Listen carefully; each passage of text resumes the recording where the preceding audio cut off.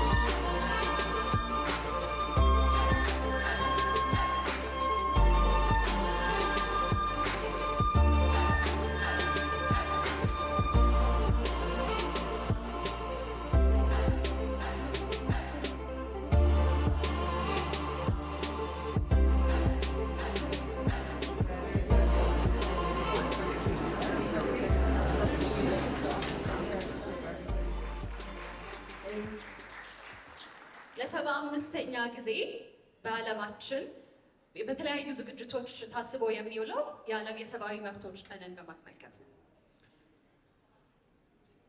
በዚህ አጋጣሚ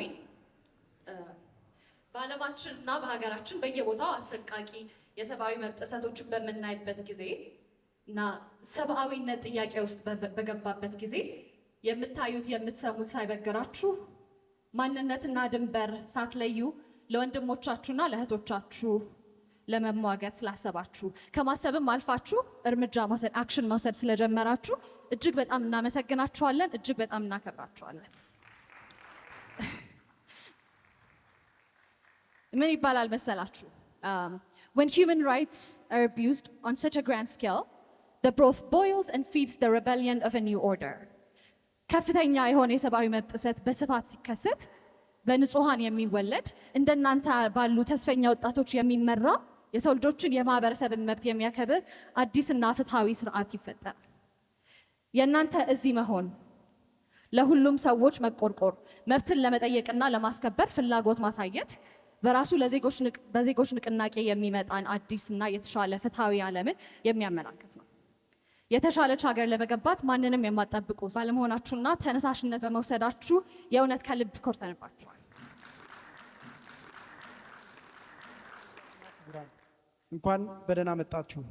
ከሁሉ አስቀድሜ በመላው ዓለም በዛሬው ዕለት በተለያዩ ስነ ስርዓቶች እየታሰበ ለሚውለው የሰብአዊ መብቶች ቀን እንኳን በሰላምና በጋራ ደረሳችሁ ደረስን ለማለት እወዳለሁ። ዕለቱ የዓለም አቀፉ የሰብአዊ መብቶች ድንጋጌ የታወጀበት 75ኛ ዓመት ነው። የሚከበረውም ነፃነት፣ እኩልነትና ፍትህ ለሁሉ በሚል መሪ ቃል ነው። ሰብአዊ መብቶች የሰው ልጆችን ሁሉ ጾታችንን፣ ብሔራችንን፣ እምነታችንን፣ የአካል ጤንነታችንን፣ የኢኮኖሚ መደባችንን ሳይለይ እኩል የሚያደርግ ተፈጥሯዊ ጸጋችን ናቸው። እኛም ለሰብአዊ መብቶች በጋራ እንቆማለን በሚል ርዕስ የዛሬውን የሰብአዊ መብቶች ክብረ በዓል ስናከብር የሰብአዊ መብቶች መከበር ጉዳይ ከየትኛውም ልዩነታችን የበለጠ የምናስቀድመው ዝም የማንልበት ሰበብ የማንፈጥርለት ጉዳይ ስለሆነ ነው። እንዳለመታደል ሆኖ ከኔና ኩዮቼ የቀደመው ትውልድ ሰብአዊ መብቶች በአግባቡ የሚከበሩባት ኢትዮጵያን አላወረሱንም። ሆኖም ሰብአዊ መብቶች ህገ መንግስታዊ መሰረትና ጥበቃ እንዲኖራቸው መሰረት ጥለዋል። የኔ ኩዮች ደግሞ እነዚህ በህግ የተጠበቁ ሰብአዊ መብቶች በተግባርም እንዲጠበቁ እየታገሉ ነው። ይሁንና ሰብአዊ መብቶች ሳይሸራረፉ ለሁሉም ዜጎች እንዲከበሩ የሚታገሉ የሰብአዊ መብት ተሟጋቾች ቁጥር እጅግ አነስተኛ ነው። ተስፋችን እናንተ ወጣቶቹና ታዳጊዎቹ ናቸው። የመብቶችና ዲሞክራሲ እድገት ማዕከል ወይም ካርድ አዲስ የሰብአዊ መብቶች ተሟጋቾች ትውልድ የሚለውን ፕሮጀክቱን ሲቀርጽ ለሰብአዊ መብቶች የሚሟገቱት ዜጎች ቁጥር እንዲጨምር፣ የሰብአዊ መብቶች እሴቶች ላይ የቆመ ዲሞክራሲያዊ ባህል እንዲያብብ የሚያስችል ማህበራዊ መሰረት ለመጣል በመመኘት ነው። እናንተ አዲስ የሰብአዊ መብቶች ተሟጋቾች ትውልድ ናችሁ። በእኛ ጊዜ የተሸራረፉ የሰብአዊ መብቶች ለሁሉም ሰዎች የሚከበሩባትን ኢትዮጵያን ከእናንተ ቀጥሎ ለሚመጣው ትውልድ በኩራት ታስተላልፋላችሁ ብዬ አምናለሁ።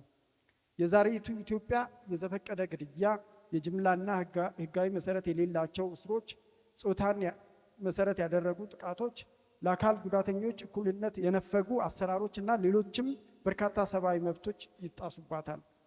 መንግስት ሰብአዊ መብቶችን የማክበር የማስከበርና የሚጠበቁበትን ሁኔታ የማሟላት ህገ መንግስታዊ ኃላፊነቱን በአግባቡ አልተወጣም። ፍትህና እኩልነት ገና ብዙ ስራ ሰርተን ብዙ ተሟግተን የምናገኛቸው ነገሮች ሆነዋል። ከኛ የቀደሙት ትውልዶች የጀመሩትን እኛ እያስቀጠል ነው ያለውን ለሰብአዊ መብቶች ተሟጋችነት እናንተም አሳምራችሁ ልትቀጥሉበት የምትችሉበትን ጉዞ ዛሬ አንድ ብላችሁ እንደምትጀምሩ እምነታችን ነው። የተከበራችሁ አዲስ የሰብአዊ መብቶች ተሟጋቾች ትውልድ አባላት፣ በዛሬው ቆይታችሁ የስልጠናችሁን ትሩፋት ከማጣጣምን ባሻገር በሰብአዊ መብቶች ጥያቄና መልስ ውድድር መዝናናትና ከመማማር እንዲሁም በውይይቶች የእውቀት አድማሳችሁን ከማስፋት በተጨማሪ እዚህ የጎንዮሽ አውደ ርዕይ ለማቅረብ ከተገኙ የሰብአዊ መብት ድርጅቶች እና ስራዎቻቸው ጋር የመተዋወቂያ እድል ቀርቦላችኋል። ቆይታችሁ እጅግ ያማረ እንዲሆን እመኛለሁ። መድረኩን የዕለቱን ቁልፍ ንግግር ለሚያደርጉልን የክብር እንግዳ ከመልቀቄ በፊት ለዚህ ክብረ በዓል እውን መሆን አወንታዊ አስተዋጽኦ ያደረጉ አካላትን በራሴና በባልደረቦቼ ስም እንዳመሰግን ይፈቀድልኝ። በመጀመሪያ ስልጠናዎቹን እና ከፊል የዚህን ፌስቲቫል ወጪ የሸፈነውን ሽቱፍቲንግ ሜንሽን ረሽተ፣ የዚህን ፌስቲቫል ከፊል ወጪ የሸፈነውን የጀርመን ኤምባሲ፣ የምክክር መድረኩን ያዘጋጀውን የኢትዮጵያ ሰብአዊ መብቶች ድርጅቶች ህብረት፣ አውደ ርዕዩ ላይ የተሳተፉ የሰብአዊ መብት ድርጅቶችን በሙሉ፣ ስልጠናውን የሰጡልንን አሰልጣኞች፣ ክብረ በዓሉ በስኬት እንዲጠናቀቅ ጠንክረው የሰሩትን ባልደረቦችን ሁሉንም ከልብ አመሰግናለሁ። ከዚህ በመቀጠል ቁልፍ መልእክት የሚያስተላልፉልንን የተከበሩ የጀርመን አምባሳደር ስቴፋን ኤር ወደ መድረክ እጋብዛለሁ።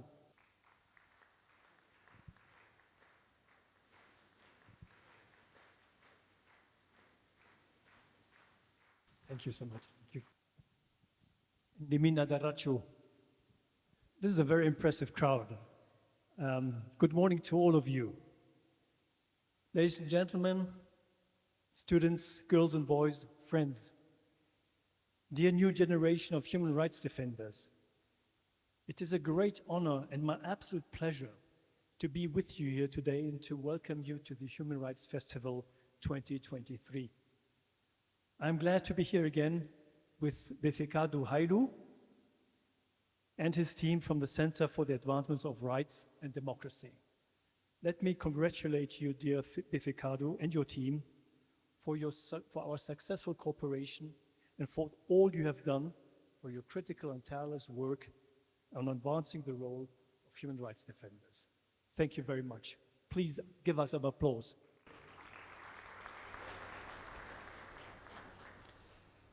Germany stands firmly with you in your fight for human rights in Ethiopia.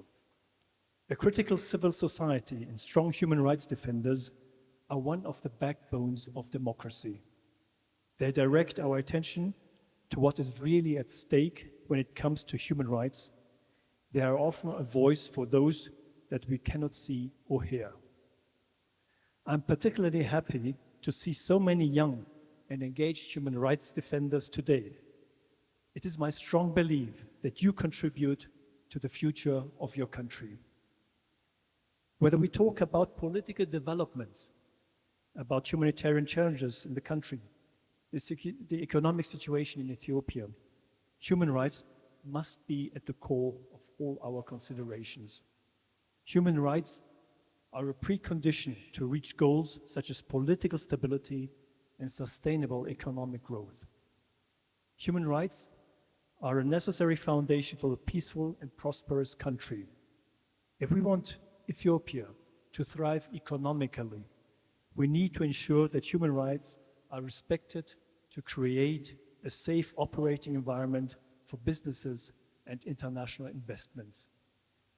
Respecting human rights also means working towards gender equality and women's rights. This is not only a matter of ensuring equality, but also the necessity to ensure sustainable peace. Studies have shown that women's participation increases the probability of a peace agreement lasting at least for 2 years by 20%, and a peace agreement lasting 15 years by 35%. Democracies need dialogues and spaces where people can share arguments in a democratic arena. Human rights defenders, decision makers, media, civil society, and political parties can all contribute to a conducive political environment, provided they have the space for it and they're inclusive enough in terms of gender, regional origin, religion, and social upbringing. These examples show that striving for human rights and an equal and just society is important for a strong, prosperous, stable, and democratic Ethiopia. Therefore, we are deeply concerned about shrinking civil society spaces and restrictions of all stakeholders engaged in a democratic process, be it media, civil society, or political parties. It is through organizations like CARD that we learn about the harassment, unlawful detentions, and silencing that human rights defenders have to endure. In Ethiopia, as in many other countries around the world, false pretenses are used to constrain human rights defenders' activities. Their spaces are being increasingly constricted. This not only infringes human rights, like rights of freedom of expression or freedom of assembly, it also indirectly damages the democratic foundation of the country. This is why Germany considers it crucial to support human rights defenders' work. Functioning democracies need human rights defenders. They need them as watchdogs to alert when things go wrong. They also need them as advocates for strong human rights, because we have learned that societies are more stable, peaceful, and prosperous when human rights are respected. In Ethiopia, we support human rights defenders in 3 ways. First, we help to create spaces for human rights. We have human rights festivals and discussions like these to hear from experts and from human rights role models. We support the use of every means of expression to widen the space for human rights. Let me give you some examples. In the last 2 weeks, in the scope of the 16 days of activism against violence against women, we had 1 experience-sharing event with human rights defenders and 1 arts festival for human rights organized together with the Ethiopian Human Rights Defenders Center. We participated in a He for She festival in Fendika Club, and through our development corporation, funded an art exhibition with Timram. We partnered with 14 other embassies to drive around Addis with messages on our cars that read, "Stop violence against women," and engage decision makers in discussions about this critical human rights issue. And when we have German government delegation, I always see to it to invite human rights defenders to our consultations. Secondly, Germany is strongly engaged in the protection of human rights defenders. We run different programs customized for various vulnerable groups to protect human rights defenders in their countries, and also in some cases where they had to leave because of the repercussions they face for their work. Thirdly, we are proud to support human rights projects. This year, we supported projects that enhance women's meaningful participation in peace processes, women's protection from gender-based violence and harmful traditional practices that support the inclusion of women with disabilities and that enhance prisoners' rights. I would like to thank the Ethiopian Women Lawyers Association, KMG Ethiopia, together, and the Association for Human Rights in Ethiopia for the great partnership over the past year. Dear students, girls and boys, dear new generation of human rights defenders, Ethiopia needs positive change makers. Ethiopia needs you. You can contribute to the path towards a democratic and rights-based future. Germany will always stand with you, being the change you want to see. Thank you very much for your attention. Thank you very much, Ambassador. We're honored by your presence. Thank you very much, Dr. Mengistu. We now pass on to hear from the trainees. አሁን ደግሞ ከእናንተ የምንሰማበት ሰዓት ነው። ከእናንተ መሀል ስልጠናውን ከወሰደች በኋላ የተለያዩ ተግባሮችን በትምህርት ቤቷ ውስጥ እያካሄደች ያለች አንድ ሰልጣኝ አለች። ዮስቲና ሰለሞን ትባላለች። ዮስቲና እባክሽን ወደ መድረክ ነይና ከስልጠናው በኋላ ያረግሽን ነገር አካፍይልን።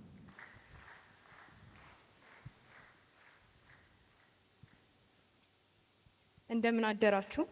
በመጀመሪያ ይህንን እድል ለሰጠኝና ተሞክሮዬን ለእናንተ እንዳካፍል ለጋበዘኝ በመሰረታዊ የሰብአዊ መብት ላይ ጥልቅ የሆነ ግንዛቤን ለፈጠረልኝ የመብቶችና የዲሞክራሲ እድገት ማዕከልን እጅግ አድርጌ አመሰግናለሁ።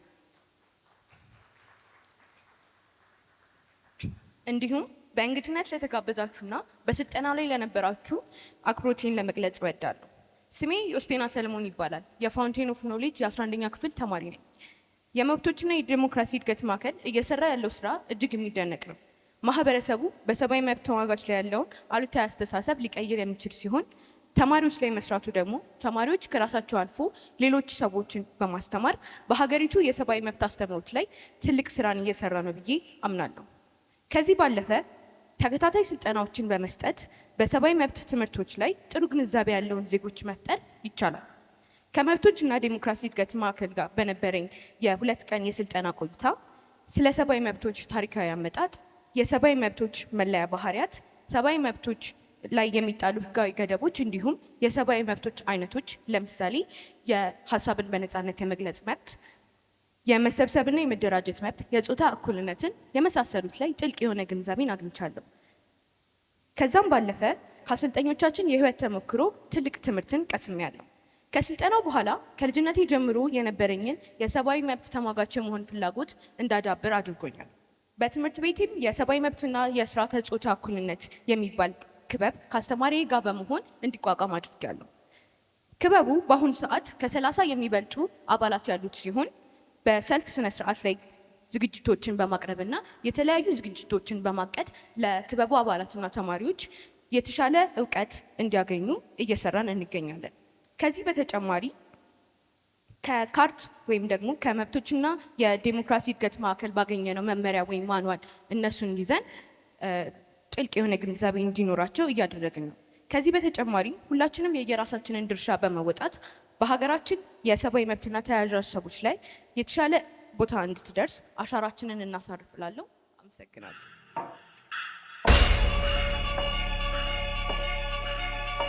አሁን ውድድሩ ይቀጥላል። በትክክል ተመልሷል። በትክክል ተመልሷል። እጅግ መኖር በቂ መሆን ያምራል። ሀመሩሃ መልስ አልሰጠም። ጥያቄ ቁጥር 11 በበይነ መረብ ጾታዊ ጥቃት ሊደርስ አይችልም። የእውነት ሐሰት ጥያቄ ነው። ሳሮና በአምላክ የመጨረሻው ዙር እንግዲህ ተወዳዳሪ ይሆናል። ከዚህ መድረክ ውጪ ምን አይነት እንትኖች ላይ እየተሳተፍን የተሻለ ክለብን ወይም ደግሞ ሶሳይቲን ለመፍጠር እንዴት ትምህርት ቤታችን ውስጥ መስራት እንደምንችል አቅጣጫ ቢሰጠንና ብትረዱ ደስ ይለናል።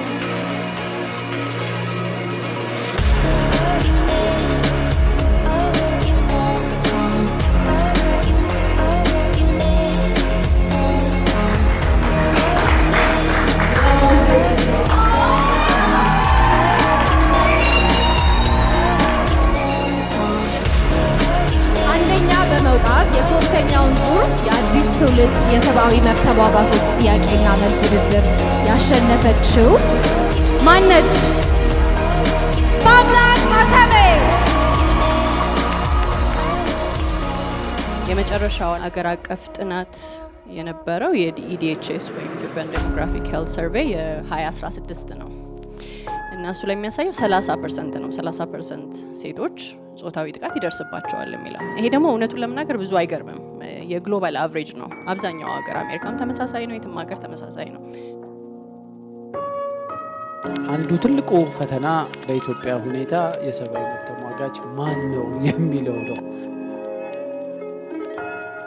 ግን ደግሞ ኦልሬዲ ያለውን እሳት ላይ እየተጫረ ያለውን ነገር ላለማባባስ ሁላችንም ኃላፊነት አለብን። ካሰብነው በላይ ከምናውቀው በላይ ኃላፊነት አለብን።